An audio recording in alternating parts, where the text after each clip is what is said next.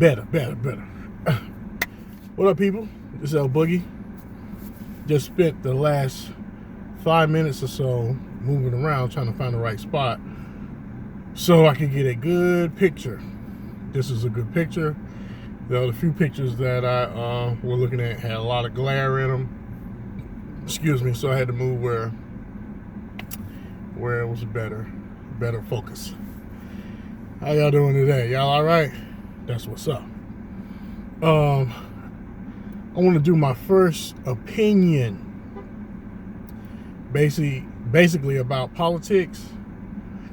I generally write opinions and stuff like that. I have a blog.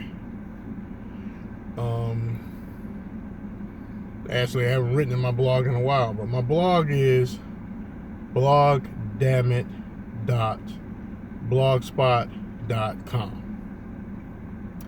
And this is just like it says, BLOGDAMIT,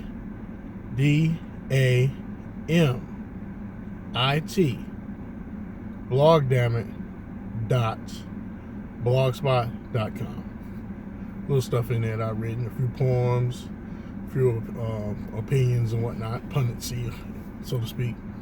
But today I want to talk about this upcoming 2020 election for the President of the United States. And it's shaping up to be an interesting race on the Democratic side. Of course, you know, the object of this election is to unseat number 45, also known as Donald J.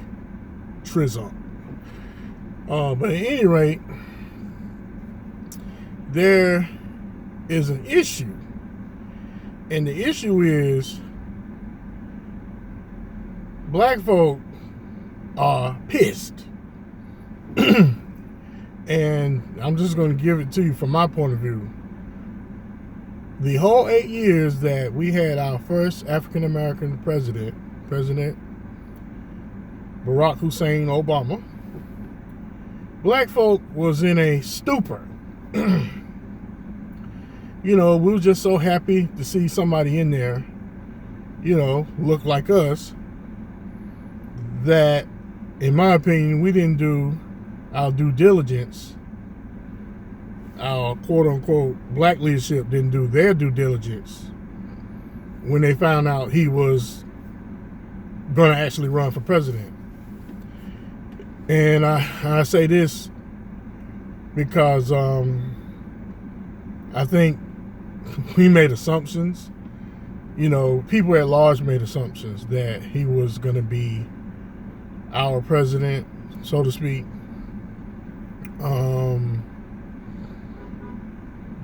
And in the end, when the smoke cleared and he couldn't run anymore, he had finished his 2 terms out, and the tallies came in, he wasn't our president at all. He was the United States of America's president, but we really didn't see anything of substance from his presidency. Now, in my opinion, he should go down in history as one of our better presidents as far as the country is concerned. But as far as him doing anything specific for black people, that's really not evident once you start looking around. Once black folk woke up and somebody decided to, you know, do some research, and basically all he was a dark face in office for 8 years. Quite naturally, you know, he instilled pride in us as a people, you know, because many of maybe our elders didn't think that they would live to see a black president. I think I spoke to my father about it. But I think my father, he said yes. He said yes, he felt like he would live to see a black president. But I think many older African Americans, black folk, they didn't think they would live to see a black president. But along with seeing a black president, and along with us supporting him in both elections overwhelmingly. I think at 90% each time, over 90% the first time, and if I'm not mistaken, I think it was at least 90 or 91% his second election. But we didn't make any demands, and by him coming out and saying that he just wasn't going to be black folk president, which he did make that clear that he was everybody's president. Before then, I think that before then, our quote-unquote black leadership, the Black Caucus especially, NAACP, Urban League, and maybe a few other leaders should have took it upon themselves to cut the crap, put the differences aside, put egos aside, come together and say, look, here's what we need to do. We have to take advantage of this opportunity right here. He's going to be on an enormous amount of pressure because 2008, the bottom dropped, economic wise, and the country was in the shitter, so to speak, economic wise, job loss, issues with with people losing their homes and whatnot, and let's see, boom, and I think we didn't have the leadership to think, have the forethought to come together and say, look, we need to go to him with a list of things that we would like done for us while he's our president, like a few other groups did. So the groups that did take advantage, and you can't hate on them because they did their due diligence. They got together and they handled their business. The LGBT community got together, and whatever they did, they got 3 laws that he signed. He signed 3 laws for them guys. It's on the internet. You can look it up yourself. The 3 laws that benefit the LGBT. Of course, gay marriage is legal. Same sex, 2 people of the same sex can get married, and their union will be honored just as though they, were heterosexual married or whatever. White women, equal pay. They pushed that agenda to him. He signed a bill for them. He appointed Sotomayor as, I would say, the first, I don't know her nationality. I know she's Hispanic. She's a Spanish-speaking lady. He appointed her to the highest court. She's a Supreme Court justice. I felt like he should appoint an African-American woman first. I felt like he may have, if he had gotten to appoint someone, the Senate blocked him from, after I think it was Antonin Scalia, he passed away, and he was to appoint another Supreme Court justice, but he didn't get a chance to because the Senate blocked him. I felt like he may have appointed an African-American woman to the court, but we'll never know. So, what did black people get out of our first African-American president? Basically, nothing. Police brutality was up during his presidency. A lot of, police shootings of innocent, black folk. He came out and said that, if he had a son, he would look like Trayvon Martin. So basically, we got lip service, and the lip service was to, pretty much keep things calm so they wouldn't get out of hand while all this police brutality was going on. I'm just giving my opinion. This is from what I saw, from the last 8 years, from the 8 years of his presidency. Okay. He didn't sign one executive order. Now, his first term, the excuses were, well, he has to run again. Give him a chance. He got to run again. Excuse me.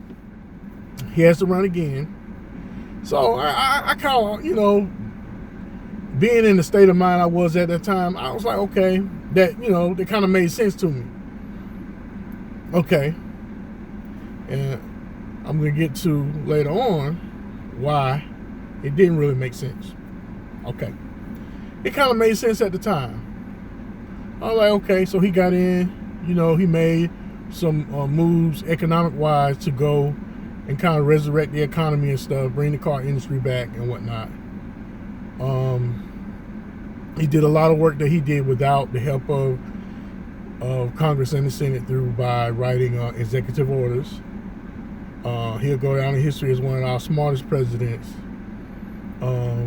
First lady, probably the best first lady that we'll ever know of, you know, especially compared to the first lady that we got now. Anyhow, at any rate, second term, much of the same. Much of the same.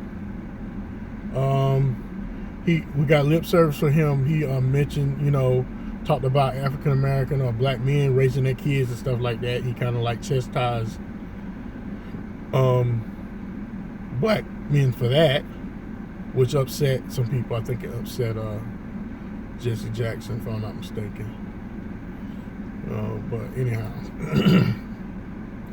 and I feel like if those guys that have been in the forefront of the civil rights movement the last 50 years, including Jesse Jackson,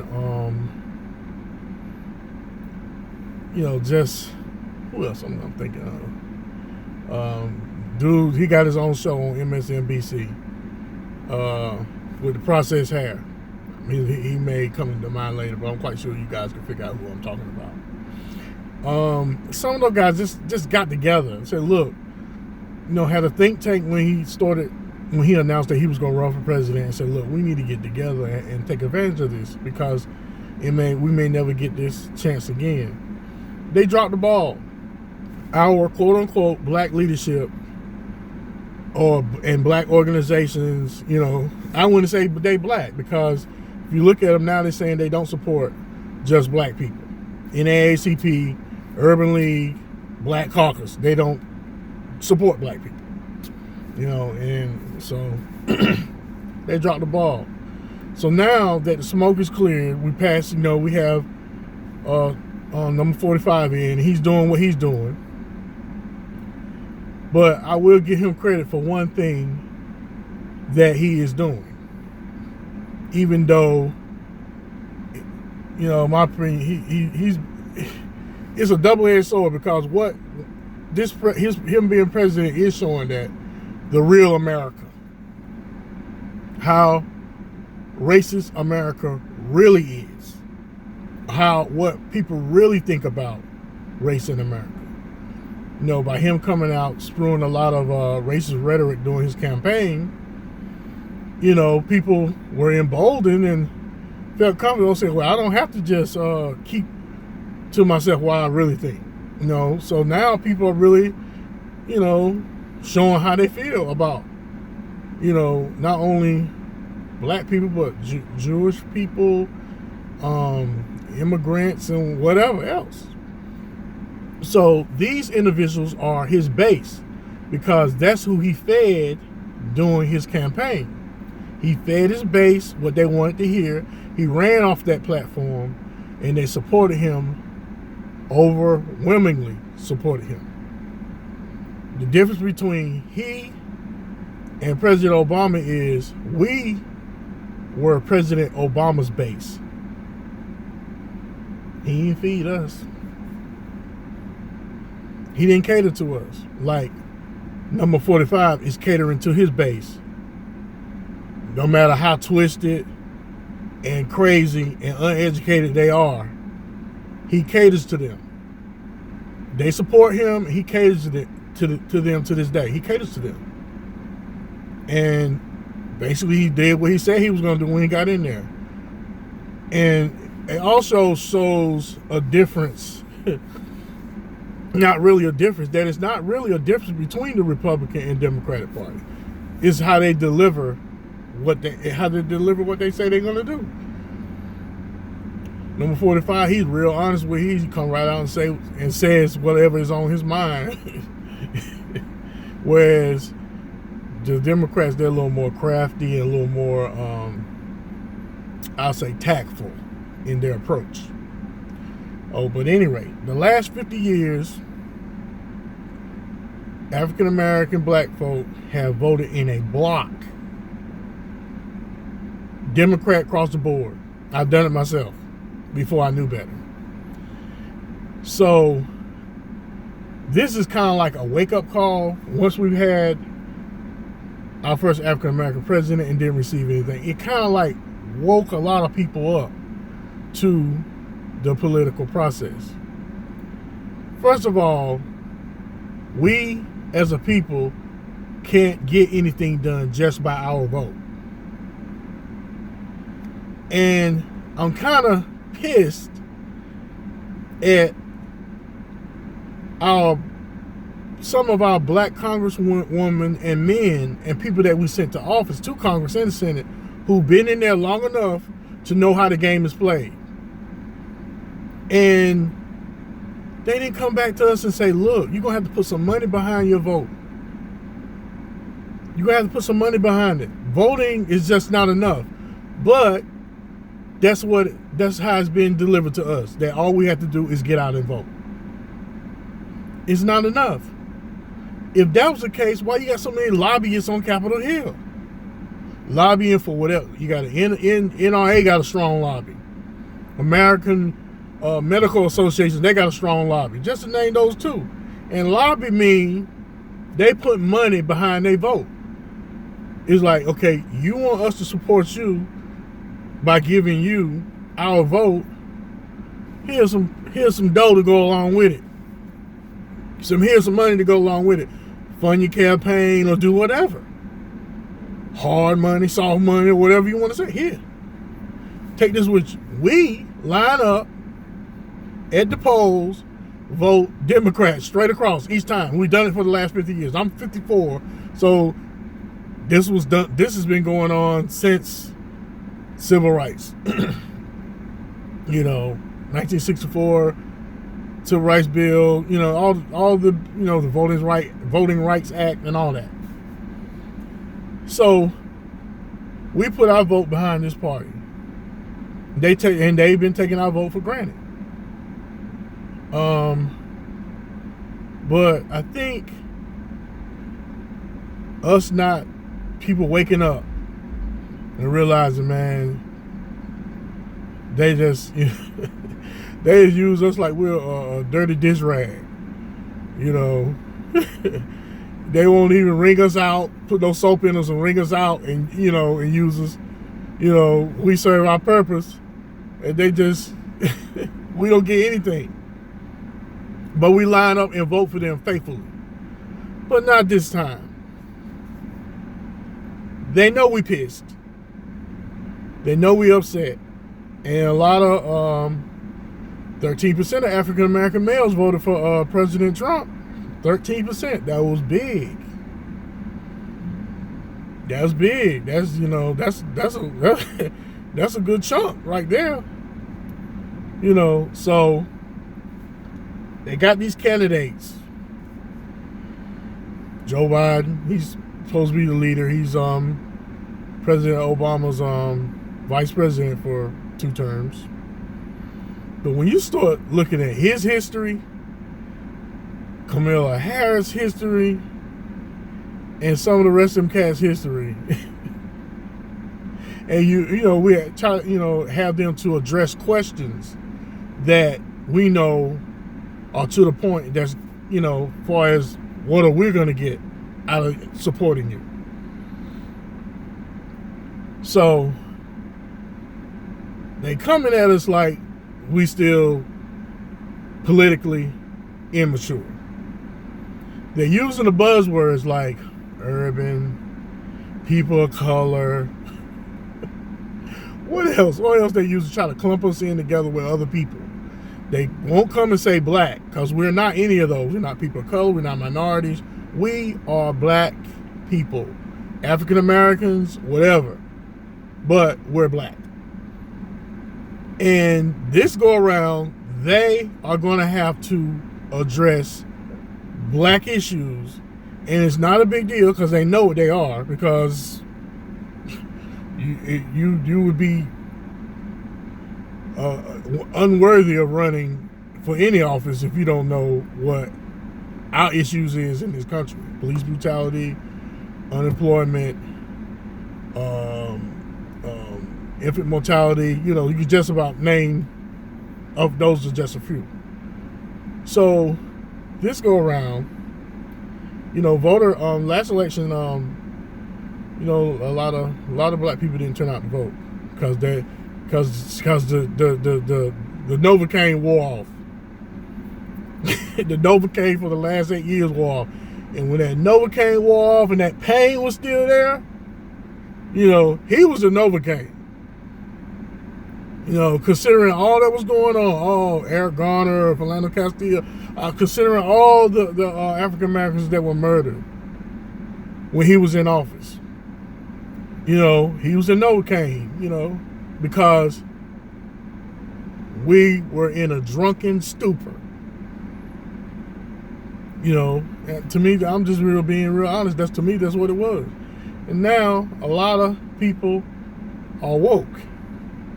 And the Democrats aren't going to get the woke black votes.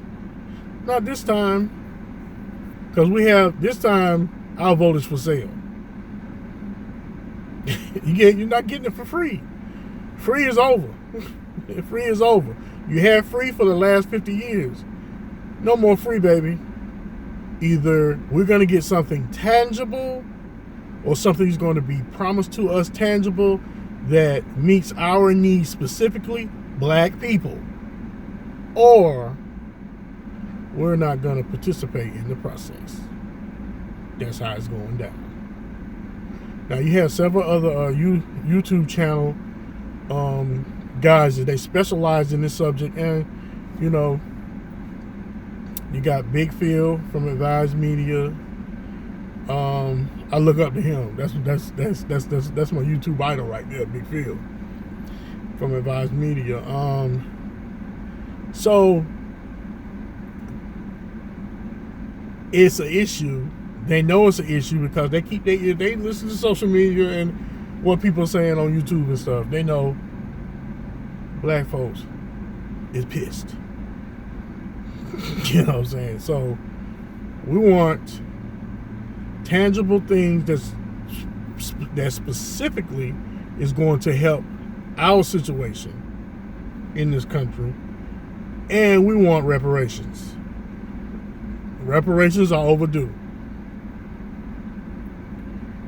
Our ancestors built this country. Free labor in the South, cheap labor in the North. We built this country. Caught hell building it. Fought in every war. Every war. Hell, Crispus Attucks was the first to fall in the Revolutionary War. You know, we are old reparations. There ain't no need for no studying. If you want to study something, study how much. Study this. It should start at $10 trillion. As far as I'm concerned, it should start at $10 trillion. And it's just as monetary. You know, Dr. Claude Anderson is an expert on it. Dr. Claude Anderson should be the go-to guy for reparations because he's worked on presidential campaigns and stuff like that. He's very, very knowledgeable. He and some other, I'm quite sure some other individuals out there that can speak to the reparations issue. But they will no longer receive our vote for free. And any Democratic candidate that can't say the word black, or a few of them already said that, you know, they're against, I think Bernie Sanders said he's against reparations. Kamala Harris says that she's not going to do anything specific for black people. But you want our vote. You want us to support you with our vote, but we're not going to get anything. Those days are over. Over. They're over. You know, hell, you kick a dog so long, the dog gonna bite you. So, tangible reparations. Or, number 45 would be president for another 4 years. And his vice president after him. Because right now, calling Bush a racist is, is redundant. You know what I'm saying? It really is redundant. Before he came into office, we weren't being treated any different than we are treated right now. So you might could deliver the message to our sleep Negroes who continue to be sleep, the bougie boule Negroes. You might can push that on them, and they'll come out. But you run of the mill, working class, woke African American or black person, no longer falling for the okie doke.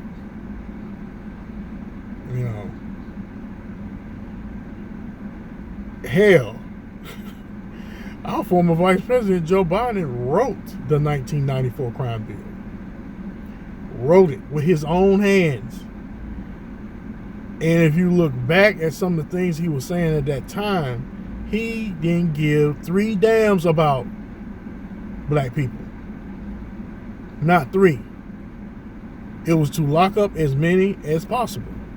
Now it's coming out, they trying to blame it on the states. States can't do it by themselves. States had incentives. They had incentives to go in and create legislation to keep black folk locked up longer, or on non-violent offenses or whatever. It's just, the process has hit the wall, because it's just like, I'm gonna vote for you. I'm gonna give you my vote. It's not gonna happen. It's not gonna happen. He may be the front runner. That's what they say. But his campaign is dead in the water.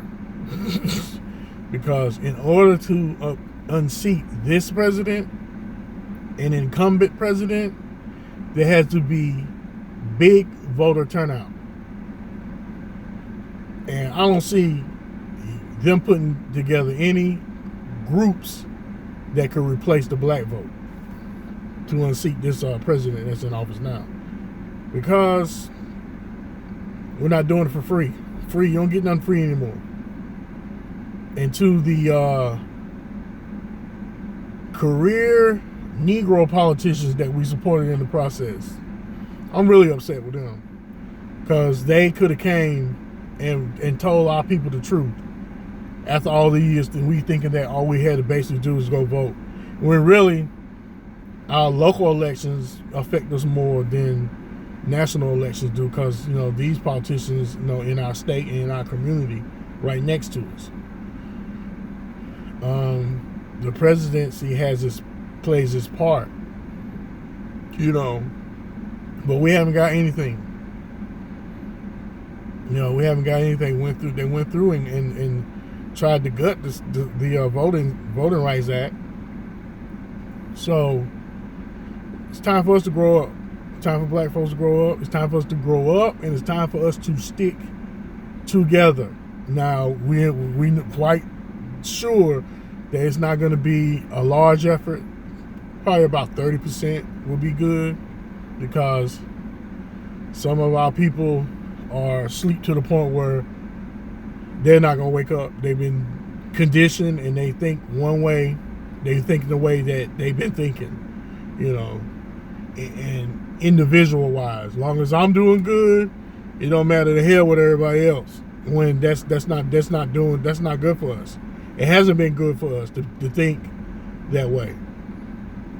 Thinking that as long as a few of us, have opportunities, that's not good. That's not good at all. That's not a good look. We have to do better. We're the Ninth largest economy in the world. Look how we spend our money. And then got a nerve to get upset and mad. You don't tell me what to do. I spend my money the way I want to spend my money. Ain't nobody did a damn thing for me. I earned this money. But don't think further in the future about your grandkids that may be unborn. Or we're not forward-thinking people. It seems like to me, and this is my opinion, we've been living hand to mouth so long, that's all we know. You know, we have to do what we doing now is for the ones that's gonna come after us after we gone. Our great grandkids and grandkids and stuff like that. So what? You can go buy a brand new car. You know, that's nice. You know, I'm sitting in a brand new car now, but that's not doing anything for our people. We have to do better as a whole. We all have to do better. You know, so, and the cowardice. People scared to speak up. Every other day, you can see a film where there's police brutality. Somebody that looked like us being murdered or harassed by the police. Nobody, and then not too many people gonna say anything. It's like we got too much to lose now.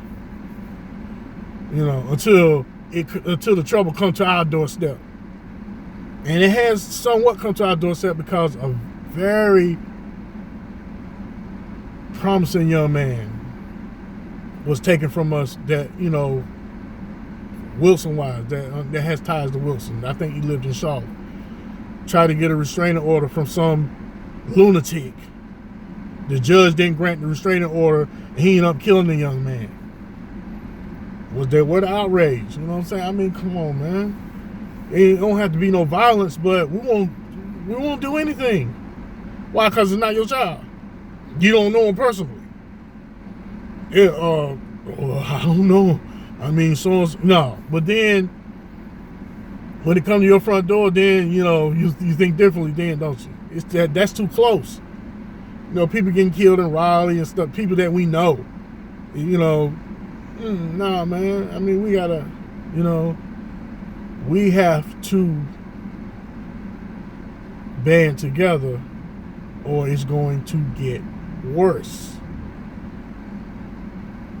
You know, I like all people, but I love my folks in particular, and I don't mind saying it. You know what I'm saying? And that's what everybody else do. You know what I'm saying? You don't see